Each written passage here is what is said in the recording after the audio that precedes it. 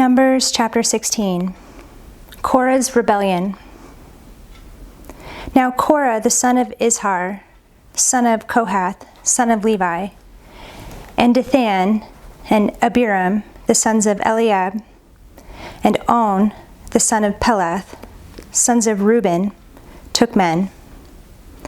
And they rose up before Moses with a number of the people of Israel, 250 chiefs of the congregation, chosen from the assembly, well-known men. They assembled themselves together against Moses and against Aaron and said to them, "You have gone too far, for all the congregation are holy, every one of them, and the Lord is among them. Why then do you exalt yourselves above the assembly of the Lord?"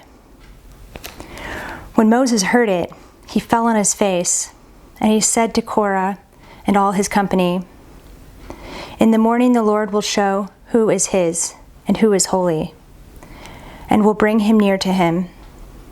The one whom he chooses, he will bring near to him. Do this: take censers, Korah and all his company. Put fire in them and put incense on them before the Lord tomorrow. And the man whom the Lord chooses shall be the Holy One. You have gone too far, sons of Levi." And Moses said to Korah, "Hear now, you sons of Levi. Is it too small a thing for you that the God of Israel has separated you from the congregation of Israel, to bring you near to himself, to do service in the tabernacle of the Lord, and to stand before the congregation to minister to them? And that he has brought you near to him, and that he has brought you near him, and all your brothers, the sons of Levi, with you? And would you seek the priesthood also? Therefore it is against the Lord that you and all your company have gathered together. What is Aaron that you grumble against him?" And Moses sent to call Dathan and Abiram, the sons of Eliab, and they said, "We will not come up. Is it a small thing that you have brought us up out of a land flowing with milk and honey, to kill us in the wilderness, that you must also make yourself a prince over us? Moreover, you have not brought us into a land flowing with milk and honey, nor given us inheritance of fields and vineyards.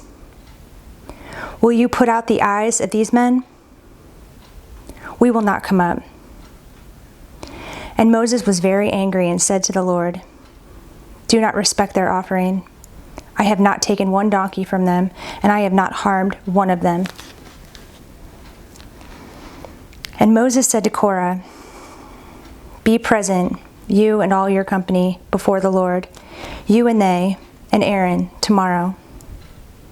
And let every one of you take his censer and put incense on it, and every one of you bring before the Lord his censer, 250 censers. You also, and Aaron, each his censer."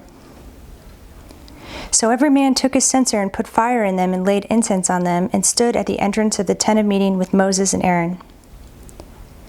Then Korah assembled all the congregation against them at the entrance of the tent of meeting. And the glory of the Lord appeared to all the congregation. And the Lord spoke to Moses and to Aaron, saying, "Separate yourselves from among this congregation, that I may consume them in a moment." And they fell on their faces and said, "O God, the God of the spirits of all flesh, shall one man sin, and will you be angry with all the congregation?" And the Lord spoke to Moses, saying, "Say to the congregation, get away from the dwelling of Korah, Dathan, and Abiram." Then Moses rose and went to Dathan and Abiram, and the elders of Israel followed him. And he spoke to the congregation, saying, "Depart, please, from the tents of these wicked men, and touch nothing of theirs, lest you be swept away with all their sins." So they got away from the dwelling of Korah, Dathan, and Abiram. And Dathan and Abiram came out and stood at the door of their tents, together with their wives, their sons, and their little ones. And Moses said, "Hereby you shall know that the Lord has sent me to do all these works, and that it has not been of my own accord. If these men die as all men die, or if they are visited by the fate of all mankind, then the Lord has not sent me. But if the Lord creates something new, and the ground opens its mouth and swallows them up with all that belongs to them, and they go down alive into Sheol, then you shall know that these men have despised the Lord.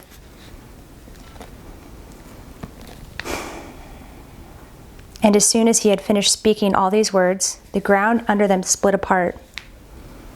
And the earth opened its mouth and swallowed them up, with their households and all the people who belonged to Korah, and all their goods. So they and all that belonged to them went down alive into Sheol, and the earth closed over them, and they perished from the midst of the assembly.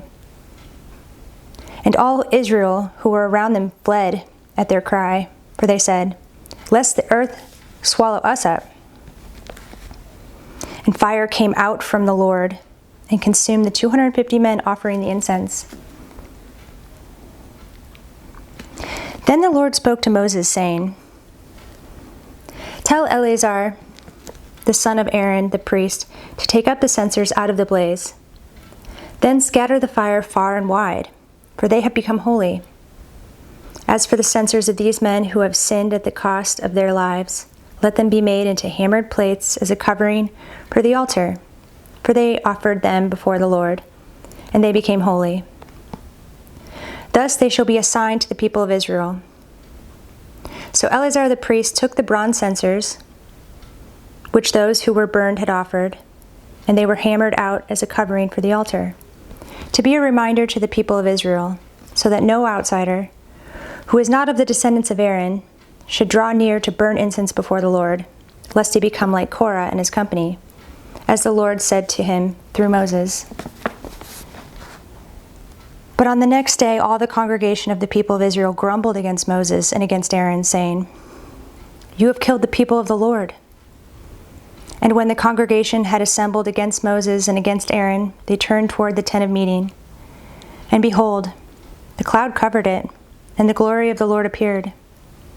And Moses and Aaron came to the front of the tent of meeting, and the Lord spoke to Moses, saying, "Get away from the midst of this congregation, that I may consume them in a moment." And they fell on their faces. And Moses said to Aaron, "Take your censer, and put fire on it from off the altar, and lay incense on it, and carry it quickly to the congregation, and make atonement for them. For wrath has gone out from the Lord. The plague has begun." So Aaron took it as Moses said, and ran into the midst of the assembly. And behold, the plague had already begun among the people. And he put the incense and made atonement for the people. And he stood between the dead and the living, and the plague was stopped. Now those who died in the plague were 14,700, besides those who died in the affair of Korah. And Aaron returned to Moses at the entrance of the tent of meeting, when the plague was stopped. Chapter 17. Aaron's staff buds. The Lord spoke to Moses, saying, "Speak to the people of Israel, and get from them staffs, one for each father's house, from all their chiefs according to their fathers' houses, 12 staffs. Write each man's name on his staff, and write Aaron's name on the staff of Levi. For there shall be one staff for the head of each father's house. And you shall deposit them in the tent of meeting before the testimony, where I meet with you. And the staff of the man whom I choose shall sprout. Thus I will make to cease from me the grumblings of the people of Israel, which they grumble against you." Moses spoke to the people of Israel, and all their chiefs gave him staffs, one for each chief, according to their fathers' houses, 12 staffs. And the staff of Aaron was among their staffs. And Moses deposited the staffs before the Lord in the tent of the testimony. On the next day Moses went into the tent of the testimony, and behold, the staff of Aaron for the house of Levi had sprouted, and put forth buds, and produced blossoms, and it bore ripe almonds. Then Moses brought out all the staffs from before the Lord to all the people of Israel. And they looked, and each man took his staff.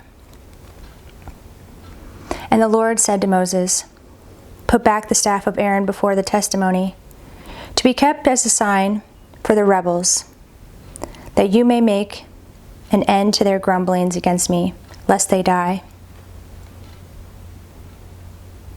Thus did Moses. As the Lord commanded him, so he did. And the people of Israel said to Moses, "Behold, we perish, we are undone, we are all undone. Everyone who comes near to the tabernacle of the Lord shall die. Are we all to perish?"